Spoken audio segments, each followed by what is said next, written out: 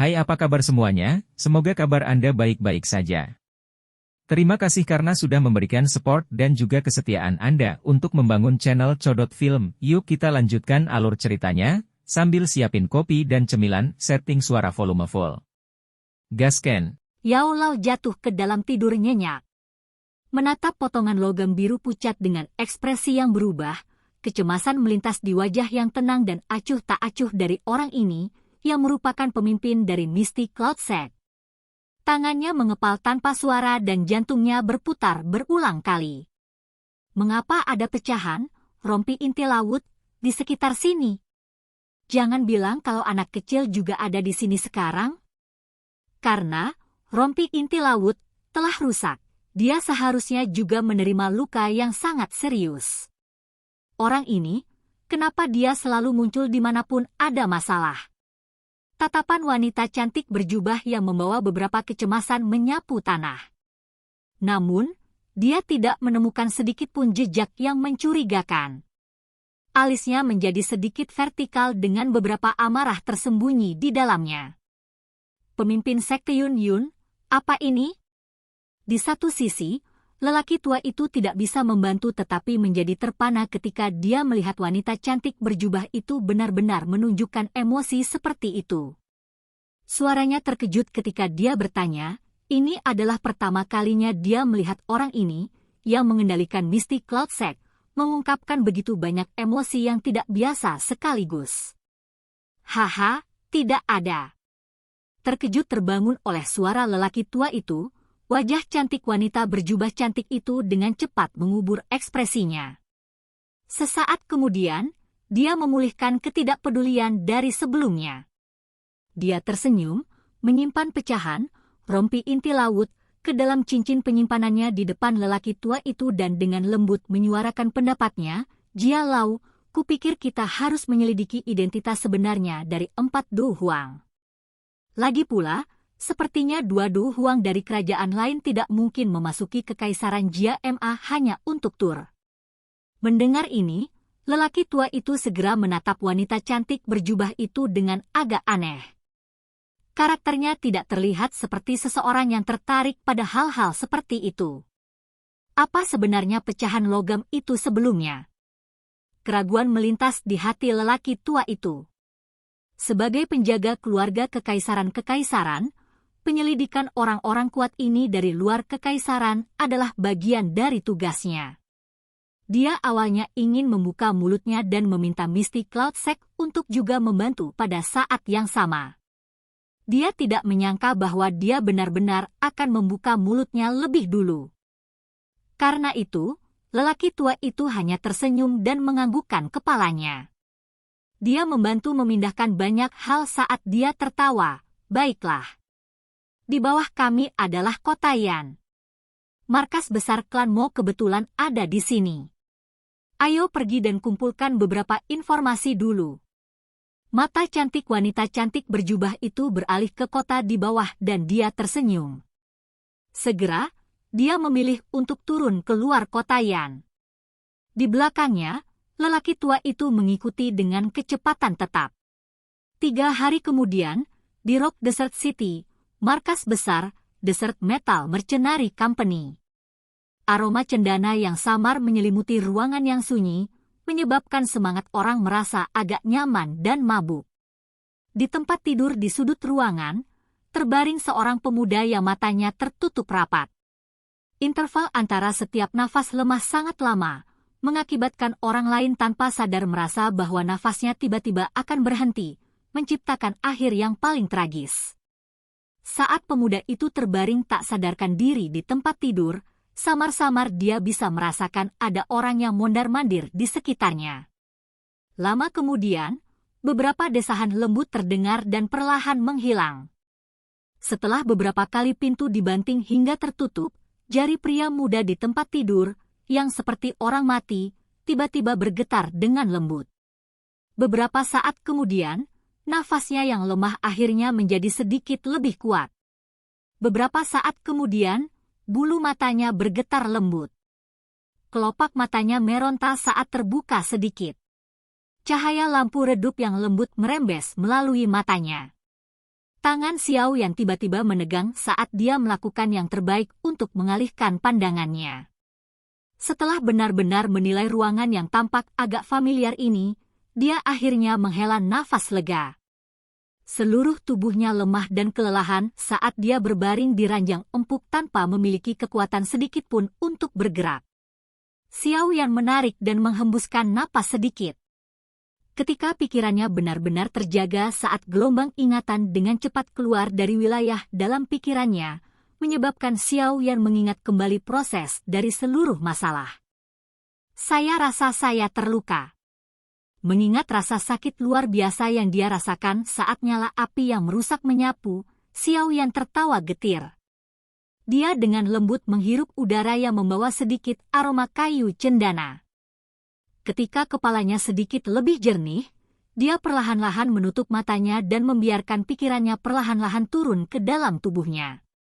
Saat pikirannya turun ke tubuhnya, kondisi tubuh bagian dalam yang bobrok yang menyebabkan Xiao Yan tertegun, segera muncul di mata pikirannya.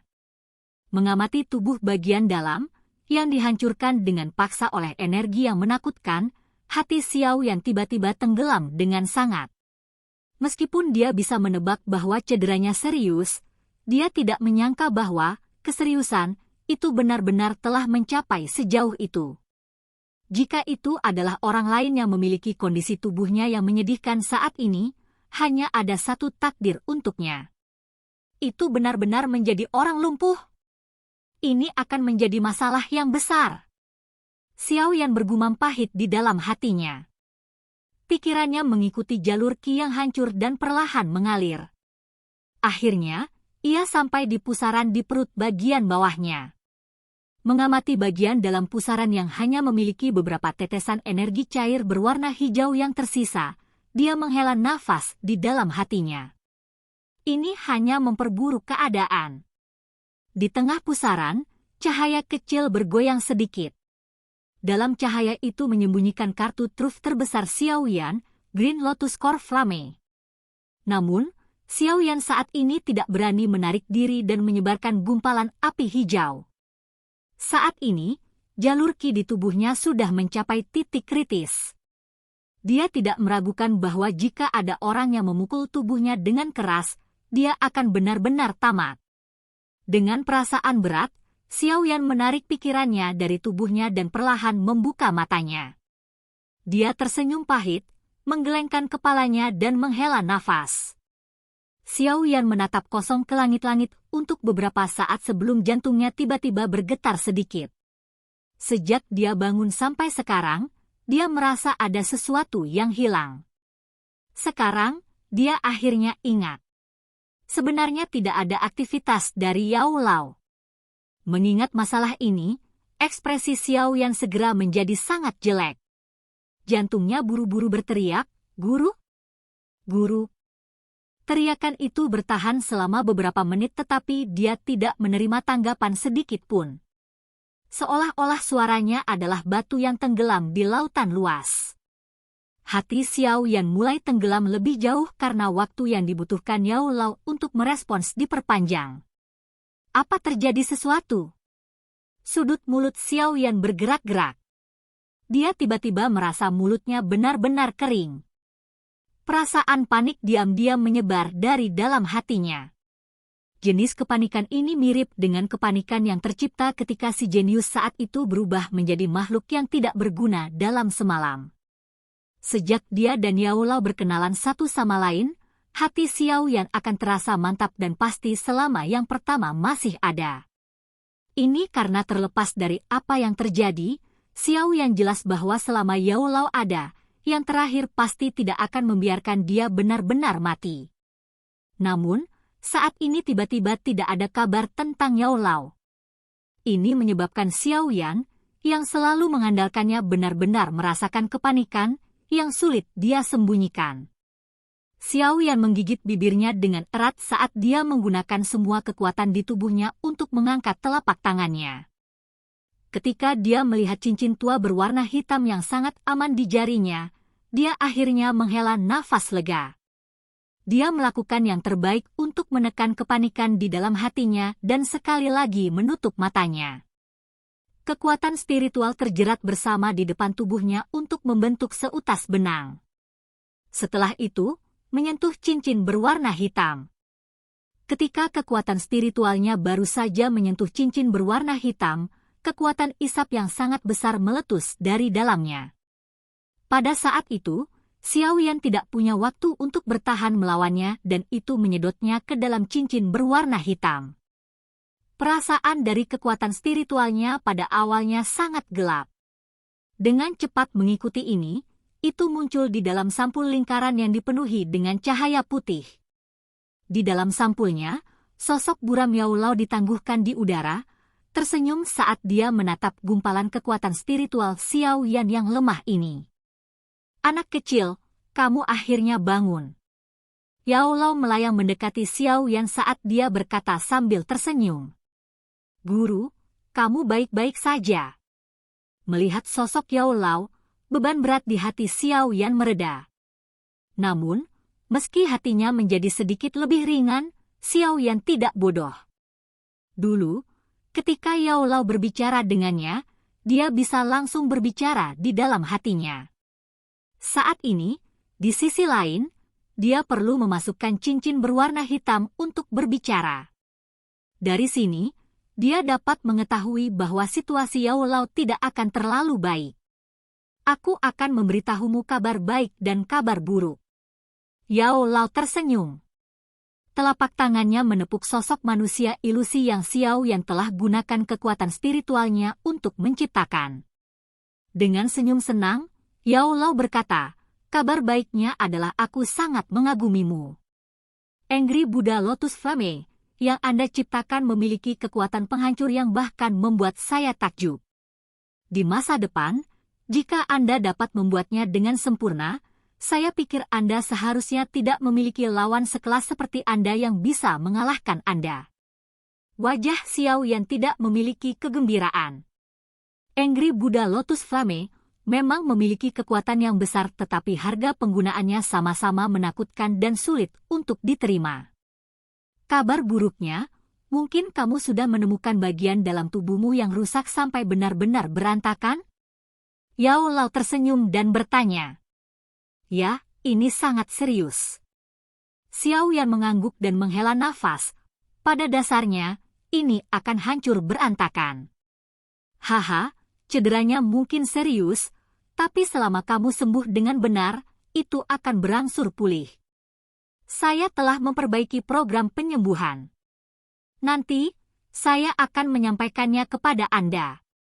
Selama Anda melakukan sesuai dengan apa yang saya katakan, Anda akan kembali ke kondisi puncak Anda. Kata Yao Lao sambil tersenyum. Bagaimana denganmu, guru? Xiao Yan yang sensitif mendengar nada-nada Yao Lao yang sedikit tidak selaras dan dia buru-buru bertanya. Saya? Ini mungkin kabar buruk terbesar.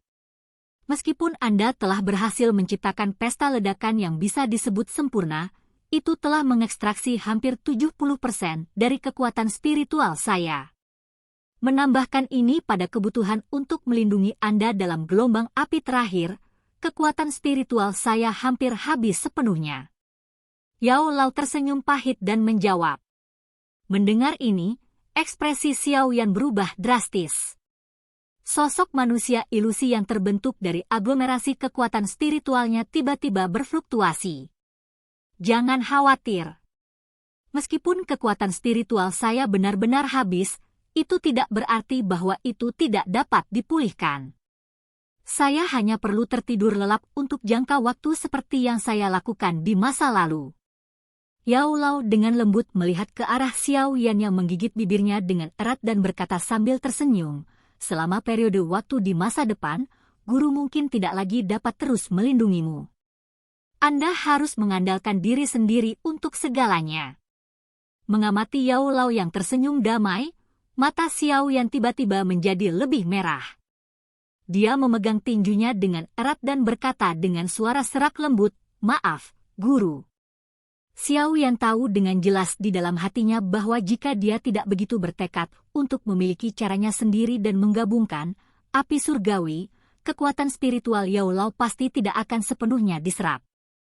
Dia juga tidak perlu tertidur sekarang untuk memulihkan kekuatannya. Haha, kamu tidak perlu merasa menyesal.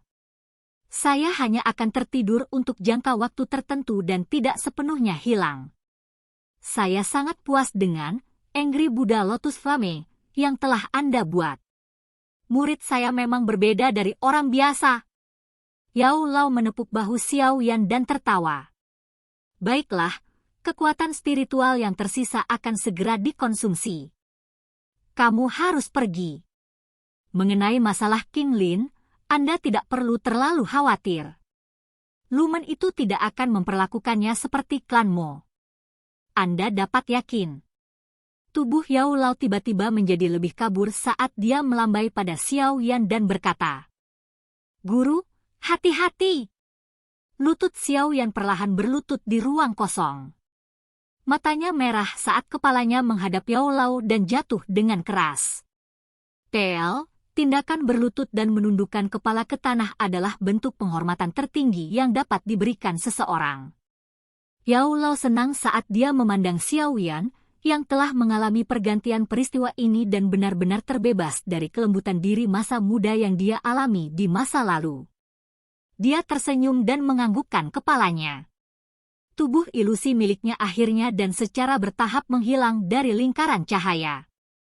Teman kecil, aku berharap ketika aku akhirnya bangun, aku akan bisa melihat seorang murid yang telah sepenuhnya menjadi orang yang kuat.